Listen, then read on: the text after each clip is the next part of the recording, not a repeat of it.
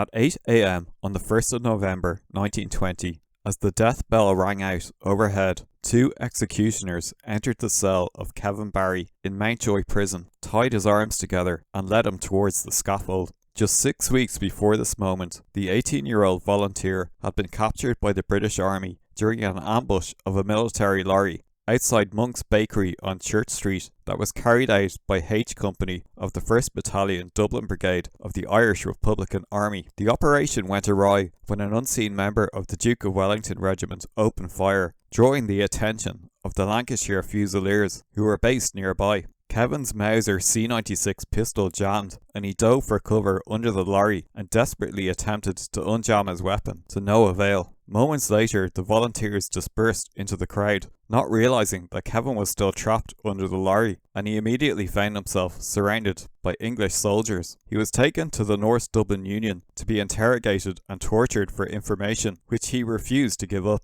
Under a new law called the Restoration of Order in Ireland Act, he was tried for murder by court-martial, a court he refused to recognise, and was sentenced to death by hanging. Calls for mercy were heard from all over the world, but all were ignored by the British government, who were determined to hang Kevin Barry as a common criminal rather than the soldier that he was. Kevin Gerard Barry, who was born at number 8 Fleet Street in Dublin's Temple Bar in 1902, had spent many of his early years in Tombay and Rathvilly in Carlow following the death of his father, had attended Belvedere College and UCD, and had joined the volunteers, aged just 15, faced his death without a flinch, and became the first man to be executed for Republican activities since the leaders of the 1916 Rising were shot in Kilmainham. He was buried behind the walls of Mountjoy Prison and was soon followed by 9 other executed men, where they remained until 2001, when they were reinterred in Glasnevin Cemetery during a full state funeral. If you'd like to find out more about Kevin Barry and his life and death, check out my documentary, The Execution of Kevin Barry, on YouTube, or my new podcast on Spotify and Apple at Obscure Ireland with Peter.